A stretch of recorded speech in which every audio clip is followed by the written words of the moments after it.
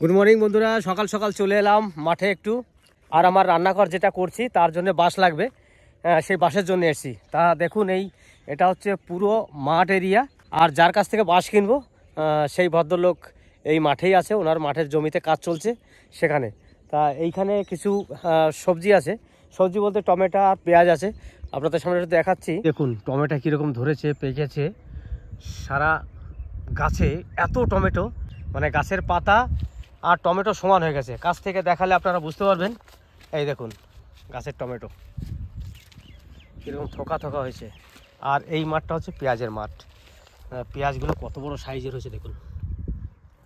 এটা হচ্ছে পেঁয়াজ সব জায়গায়। এবার চলে যাব মাঠে। আমার বাড়িতে যে কাজ করছিল রান্নাঘরের কাজ, সেই দাদাকে নিয়ে এসেছি। কারণ আমি তো জানি না কোন লোকের বাস আছে, তার জন্য ওনাকে নিয়ে এলাম। ওনাদের এলাকায়, আমাদের বাড়ির থেকে 1/2 কিলোমিটার, খয়েরবুনি জায়গার নাম, সেই জায়গায়।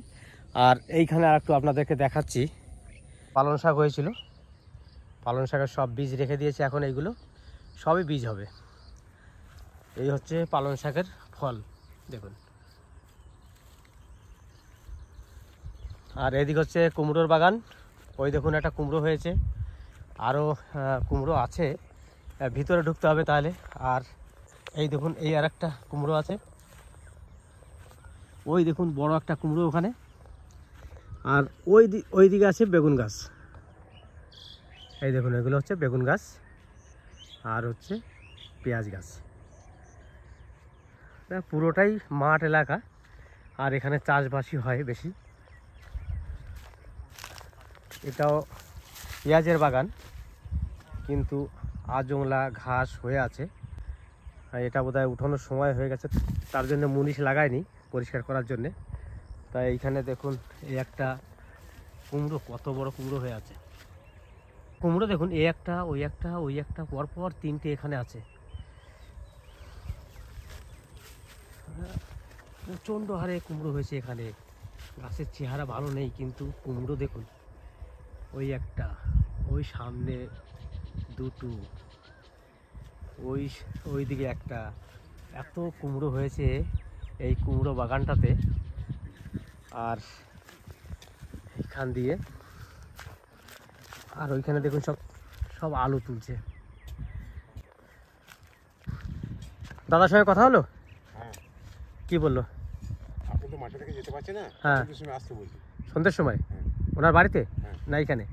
সন্ধ্যের সময় আসবেন, বাস তো দেখে নিলেন। হ্যাঁ, বাস দেখে নিলাম আমি। তাহলে দাম তো করে নেবেন। আচ্ছা বেশ। তাহলে ওই দাদার যা বাস নাকি? হ্যাঁ, বুধবারই কাটা। দাদা কখন আসবো? 5টা-6টার সময় আপনার বাড়িতে? আর এখানে কি লাগাচ্ছেন এখন? বাদাম। এর আগে কি ছিল? আলু ছিল তো? তাহলে বন্ধুরা দেখুন, আলু তুলে আবার বাদাম লাগাচ্ছে।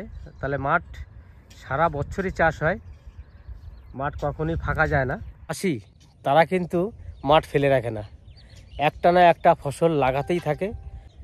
আর এই চাষিদের আমাদের ভারতবর্ষে খুবই দাম কম, কারণ খেটে মরবে, উপার্জন করবে সব কিছুই আপনাদের জন্যে। আর আমরা সেইগুলো খাবো, খেয়ে আমরা বেঁচে থাকবো, তবু তাদের মূল্য কিন্তু কম, চাকরিওয়ালাদের মূল্য বেশি। কারণ তারা চাকরি করছে, মাসে 80,000, 1 লাখ মায়না পাচ্ছে, কিন্তু তাদের তবুও তাতে হয় না। আর এই চাষিদের সামান্য সীমিত ইনকাম, কিন্তু চাষিদের দিকে কেউ তাকায় না। সত্যি এনাদের জন্য আমরা বেঁচে আছি, তবুও কিন্তু এনাদের দিকে আমরা তাকাই না। দেখি আলু তোলা একটু দেখে আসি।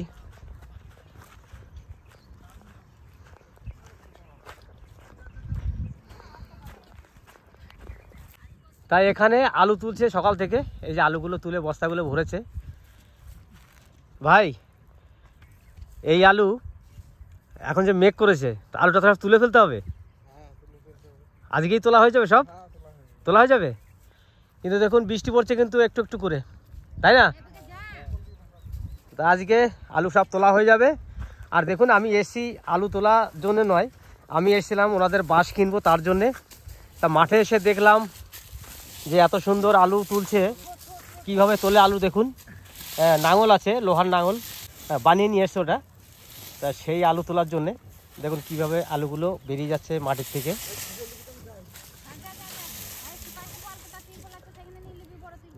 ভালো আলু হয়েছে কিন্তু, হ্যাঁ ভালো।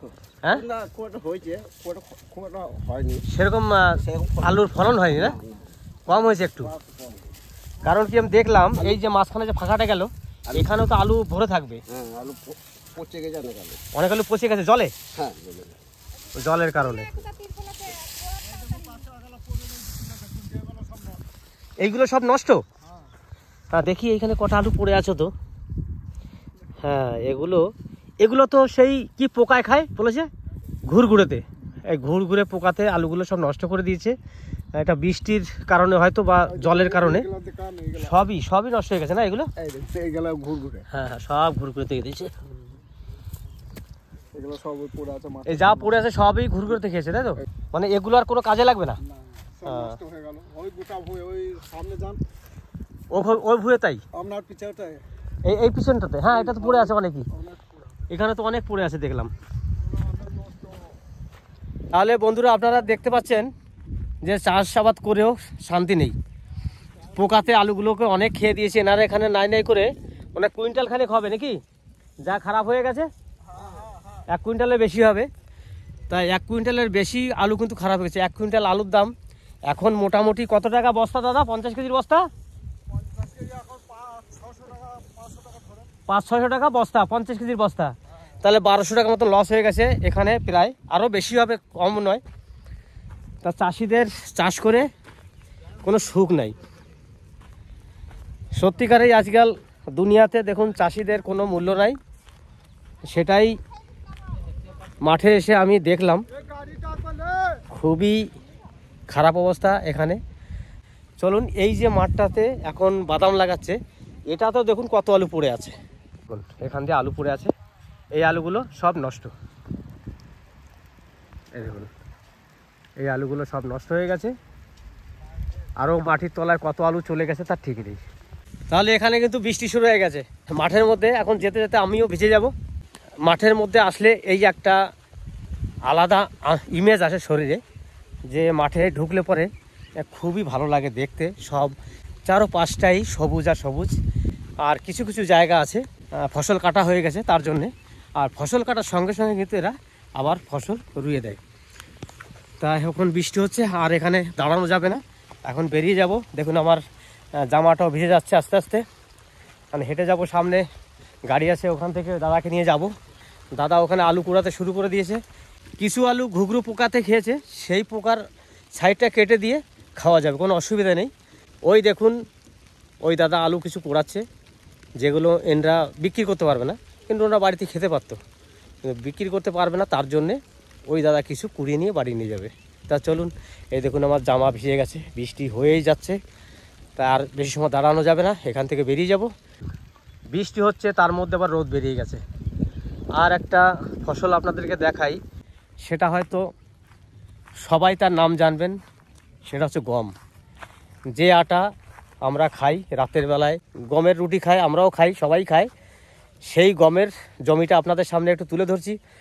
কেমন লাগছে আপনারা কমেন্টের মাধ্যমে অবশ্যই বলবেন। আর দেখুন এই যে রোদ উঠে গেছে, পুরো মাঠটাতেই রোদ। আর এই হচ্ছে গম।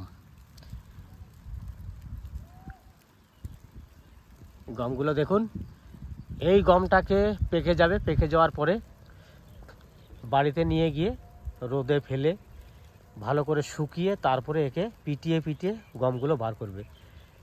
এখন তো অনেক মেশিন বেরিয়ে গেছে, যার 20 বিঘে 40 বিঘে জমিতে গম আছে সে হয়তো মেশিন নিয়ে আসে। যার 10 কাঠা 1 বিঘে জমিতে গম আছে সে কিন্তু আর মেশিন আনতে পারে না, সে হাতেই তাকে কাজ করতে হয়। এই সেই গম আপনারা হয়তো অনেকে দেখেছে, আবার কিছু কিছু শহরের লোক তারা এই গম গাছও চেনে না। যেমনি এক ভাইয়ের সঙ্গে আমার দেখা হয়েছিল, সে ধান গাছের কথা বলছিলাম, সে বলছিল ধান গাছে কি দাদা তক্তা হয়? আমি তো হেসে বলছিলাম যে ধান গাছে কোনোদিন তক্তা হয় না ভাই। তাহলে গমের পক্ষেও সে কিন্তু ভাবতে পারে যে গম গাছে হয়তো তক্তা হতে পারে। তাহলে আপনাদের সামনে গম গাছটাও তুলে ধরলাম। তা গম গাছটা যেটা তুলে ধরলাম এই মাঠে এইটাই আছে, আর কোথাও নেই, তার জন্যে আর দেখাতে পারলাম না। যাক, আপনারা গম গাছ দেখছেন, এখানে গম গাছটার ফলনটা একটু কম বোঝা গেল। যে গম গাছের যে শীষটা হয় সেই শীষটা এত বড় লম্বা হয়, কিন্তু এটা একটু একটু ছোট সাইজের। তার জন্যে এই গমের যে চাষ করেছে হয়তো ফলনটা সেরকমটা ভালো হয়নি।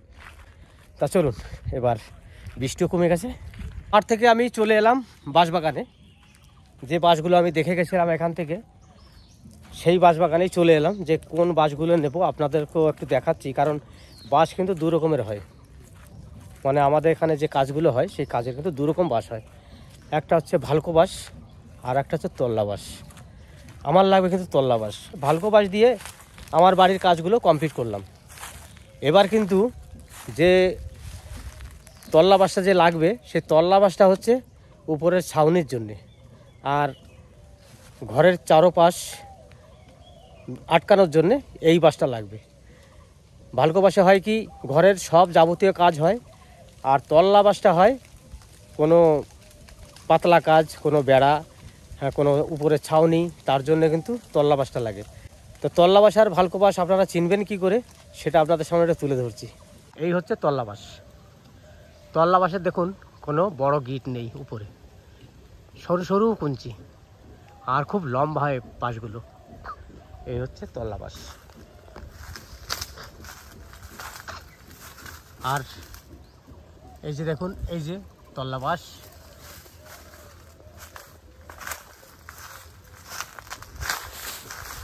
এই দেখুন তল্লা বাঁশের, দেখেছেন কোনো মোটা কুঞ্চি নেই। আর ভালকো বাঁশ আপনাদের সামনে আবার তুলে ধরছি। এই দেখুন ভালকো বাঁশ। ভালকো বাঁশের কুঞ্চি দেখুন কত মোটা মোটা, সব জায়গায় উপরে নিচে সব জায়গায় কুঞ্চিগুলো মোটা পাবেন। দেখেছেন গোড়ার দিক থেকেও সব মোটা মোটা কুঞ্চি, সাইড দিয়ে যেগুলো উঠেছে উপরেও যেগুলো আছে সব মোটা মোটা কুঞ্চি। এবার বাঁশের কথা বলি। এই ভালকো বাঁশটা পুষ্ট বাঁশ, ভিতরে ফাঁপা কম হয়। তার জন্যে বাড়ির খুঁটি, আড়া, দৌড় যা যা লাগে ঘরের কাজে এইগুলোতেই হয়। আর এর আগে যে তল্লা বাঁশটা দেখালাম, ওই দেখুন এখনও পিছনে ঝাড়টা দেখা যাচ্ছে, এই তল্লা বাঁশটা দিয়ে হয় উপরের ছাউনিও করা যায়, আর ঘরের চারপাশে বেড়াও দেওয়া যায়। আর ওই বাঁশটাতেই কিন্তু পোলই হয়, বৃত্তি হয়, মানে মাছ ধরার যাবতীয় জিনিস ওই বাঁশটাতেই হয়, কিন্তু এই ভালকো বাঁশটাতে হয় না। আর এই বাঁশটা যতই সরু করুন, ঘোরাবেন, ব্যাকা হয়ে যাবে, কিন্তু ভাঙবে না। আর ভালকো বাঁশটা ভাঙার ভয় আছে, কেন ওটা খুব হার্ডি বাঁশ। দাদাকে তো আমি নিয়ে গেছিলাম মাঠে, যতীনকে মন্দিরে বসিয়ে রেখে গেছিলাম। এটা তারামায়ের মন্দির। আমি বাঁশের বাগানটা আপনাদেরকে দেখাতে গেছিলাম, সেই বাঁশের বাগান। তা চলুন এবার বাড়ি যাব। বাড়ি গিয়ে আবার তো 4-5টার সময় আসতে হবে ওই দাদার সঙ্গে কথা বলতে। বাড়ি যাই, চলো। এই দেখো দুজনাতে মারামারি আর কি শুরু করে দিয়েছে। এই দেখো, তো যে বাঁশ দেখতে গেছিলাম, বাঁশ দেখে আমি বাড়ি চলে এলাম। আর রাস্তা একটু আটকা পড়েছিল, একটু বৃষ্টি হয়েছে, সেখান থেকে এখনই এলাম বাড়িতে। তাই দেখুন এই যে মেঘ ডাকছে, এখন বৃষ্টি আবার নেমে গেল। বাড়িতে ঢুকে গেছি আর বৃষ্টিও নেমে গেছে। ভিডিওটা আর বেশি বাড়াবো না, এখানেই শেষ করলাম। দেখা হবে নেক্সট একটা ভালো ভিডিওতে। আর আপনারা যারা এই ভিডিওটা দেখছেন সবাই মিলে সাবস্ক্রাইব করে দেবেন, লাইক শেয়ার করবেন। ধন্যবাদ। আপনারা ভালো থাকবেন, সুস্থ থাকবেন, আর আমার পাশে থাকবেন। তো আমাদের এখানে আবার বৃষ্টি নেমে গেল। এই দেখুন বৃষ্টি হচ্ছে।